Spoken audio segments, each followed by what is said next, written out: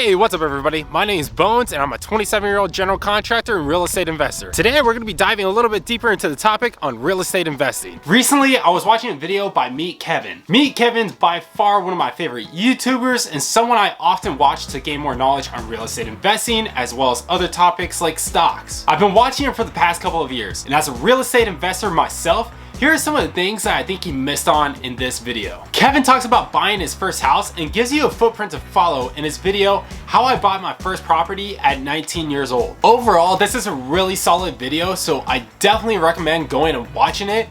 But his route to buying his first house was not a typical one. Lauren had really zero real estate income, and I had zero real estate income at the time. We just had a little bit of Jamba Juice income, but the lenders were looking going, you can't qualify for a house working at Jamba Juice for a year. We called up my dad. I'm like, Dad, help us buy this house. He was able to get his dad to co-sign on the loan for him and his wife so that they could buy this place without having much of an established income. Not all of us are able to have parents or siblings co-sign on a loan for us, but if you are, that's a great position to be in and you should definitely take full advantage of it. Typically, to be able to buy a house, banks want to see that you have 2 years of established income to be able to qualify for a loan. So if you haven't been working for 2 years or been steady in a job, usually you kind of have to wait if you don't have a cosigner. We can use my situation for an example. A little over 6 months ago, I quit my job to move out here to Washington to help out with my family's business. If you haven't seen that video, be sure to go check it out. The link is down in the description or you can click on it up here. But with that, I kind of set myself back from being able to buy a house when I moved out this way. Having a cosigner that's been established can help shorten down that length. I had right around 5 years for established income as an engineer, but now I had to wait till I've been in my position for about a year before I can try to requalify to buy a house. That's because I had a change of industry. I went from engineering to construction. So they want to see me established in this new industry before I can qualify to buy a house. And unfortunately, I don't have anybody that can co-sign on a loan with me, so I do have to wait the full year. $287.5.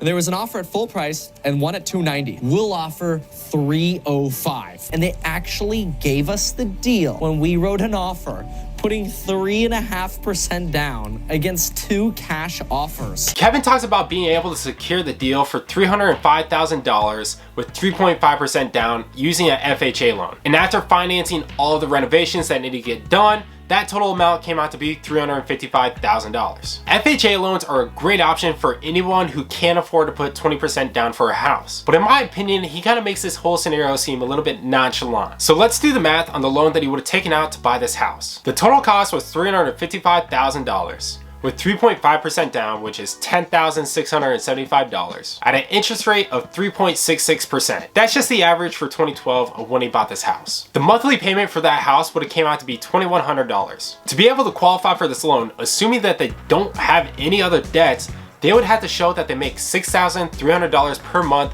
before taxes. Usually banks work off of the 43-33 rule. What this means is that your mortgage payment shouldn't exceed 33% of your gross monthly income, and your total debts, which include car loans, student loans, credit cards, or any other form of financing, along with your mortgage payment, shouldn't exceed more than 43% of your gross monthly income. By his own admission, Kevin and Lauren didn't really have an established income. They knew that they were gonna start making money as real estate agents, but they just hadn't made it yet. So once again, in this situation, having a co-signer definitely helped them out. So if you're personally looking to get into real estate investing, here are some important things to keep in mind. As mentioned before, you need to have established income. Banks usually use your previous 2 years of tax returns to prove this. The next thing you need to know is how much house you can actually afford. Let's say you make $5,000 per month before taxes. Using the 33% rule, you would take 5,000 times 0.33 for 33%.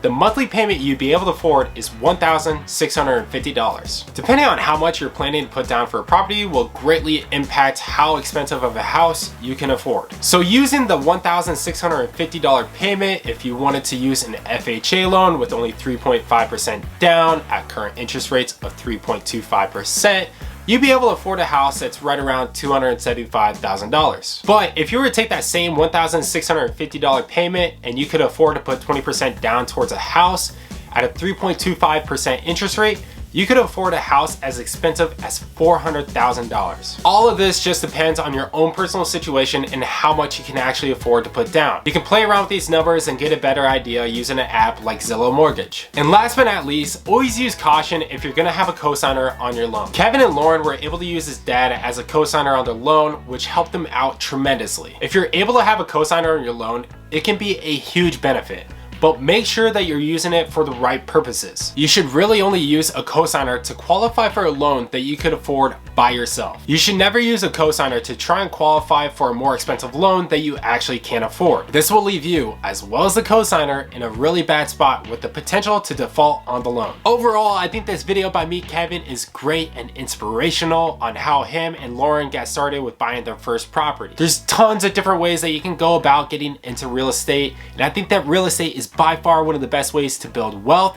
and passive income. So if you have any interest in real estate investing, be sure to check out his channel as well as mine. I'll be releasing videos on real estate investing at least one time a month. Hopefully you liked this video. If you did, please be sure to give it a thumbs up, subscribe to the channel. I'll see you on the next one.